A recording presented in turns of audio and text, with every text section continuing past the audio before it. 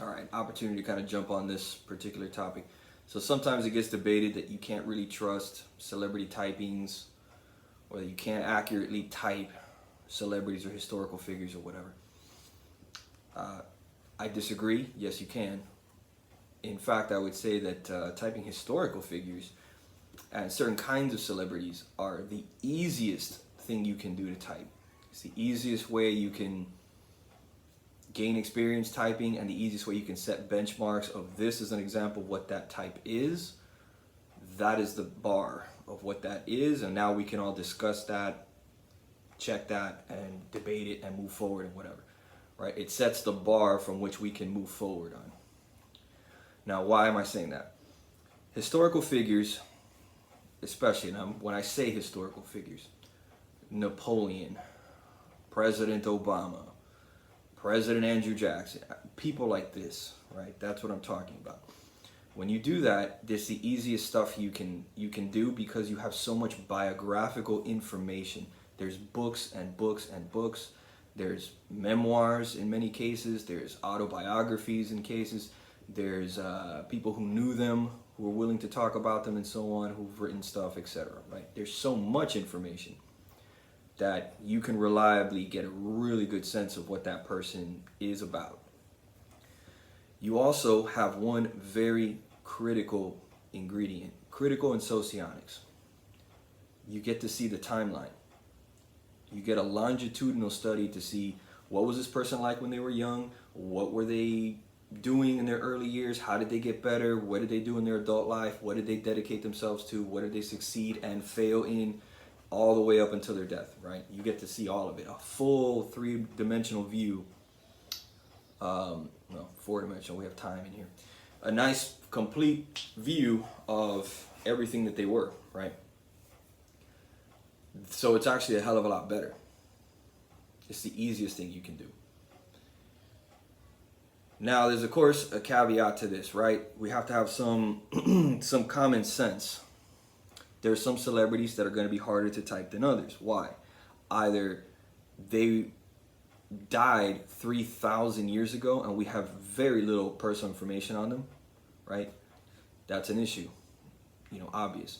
Other things, some celebrities are currently active and they're right in their prime. They're 30 years old, in the middle of everything, and they still have a public image that they're trying to protect or they're trying to build or whatever. Right? Some celebrities are very private and they don't give much information on purpose. They keep a lot of their personal life out of the public eye. And then there are those who have everything out there for everyone to see. Even that is an indicator of their type, though. Do they like keeping everything private, or do they like to air everything out there? Kind of sells something. But nonetheless, you get where I'm going with that. Typing in interviews, the interviews that you see on YouTube with regular people, or there's a lot of other schools out there, I want to call them schools, whatever, other people who like to type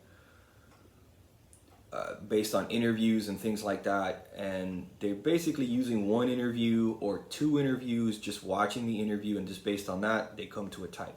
Very common in more MBTI-ish, like Linda Barron's type of circles where they're trying to see interaction styles and shit like that. I would say it's not reliable to do it that way because you're getting a small snapshot. The person is selling you on whatever they want to sell you on, whatever mood they happen to be in that night. You're combining how they appear, or I should say, you're putting too much stock in that. Their mannerisms, their demeanor, their particular presentation, whatever, and it's not as good. You're not getting that longitudinal approach to things. So that's an issue. Again, if you're typing people on YouTube and so on, it's a lot harder because you're seeing a stranger for the first time, and whatever they tell you is whatever they tell you. That's all you got to go with. So that can be a problem. All right, so that is actually a hell of a lot harder. Harder than typing historical figures and celebrities. Other areas that are good for typing, though. Nice, rich, fertile ground. TV shows. TV shows give you a lot of episodes, it's very character driven most of the time. So we often get to follow characters around and see their personal lives, see their whatever they're going through in the story. We get to see a lot of different aspects. So we get enough information that we can reliably say this character is this, that character is that. Right? Movies, not always so good, because movies sometimes it's just about the events that are happening. The movie might only be an hour and a half. We saw the character do whatever for an hour and a half, and we didn't get a complete picture of their full life and everything else. So depending on the movie, but most of the time it doesn't work as well. TV shows can be great, especially nowadays with long Netflixy shows, or stuff like Game of Thrones and these big HBO type shows like that. We really get to see a lot. So those are areas that are also rich, just like the historical typings. We get to see a tremendous amount, especially if we can see a character really develop over time. Very, very helpful at that point. So just quickly blasting off that again, can you really accurately type celebrities? Is it worth really arguing about certain historical figures or this type or that type? Yes, we can. We most certainly can.